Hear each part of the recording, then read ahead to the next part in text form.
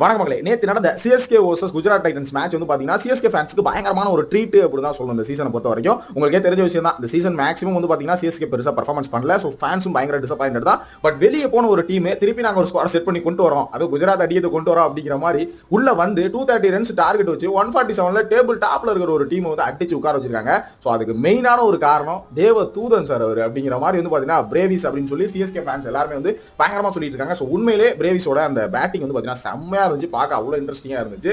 So இருந்தாலும் இப்போ ஒரு சில ஃபேன்ஸ் மறுபடியும் என்ன சொல்றாங்க அப்படின்னா, பாரு அடுத்த சீசனுக்கு நாங்க வந்து பாத்தீங்கன்னா எங்க சிஎஸ்கே டீம்ல ஸ்குவாட் 11 செட் பண்ணிட்டோம், சோ கண்டிப்பா அடுத்த சீசன் எம்ஏ அடிக்கிறோம் அப்படின்னு சொல்லியிருக்காங்க. அவரோட தாட்ல ஓப்பனா ஒரு விஷயம் சொல்லணும் அப்படின்னா, பிரேவிஸ் வச்சுட்டு பிரேவிஸ் அடிச்சதுனால நீங்க எம்ஏ அடிச்சிட முடியும் அப்படின்னு நினைக்கிறது வந்து பாத்தீங்கன்னா வாய்ப்பில்லை ராஜா அப்படிங்கிற மாதிரி தான். ஏன்னா பிரேவிஸ் எம்ஐல இருந்து ரீடைன் பண்ணாத ஒரு பிளேயர், சரிங்களா? எம்ஐ விட்டு வெளில வந்த ஒரு பிளேயர்.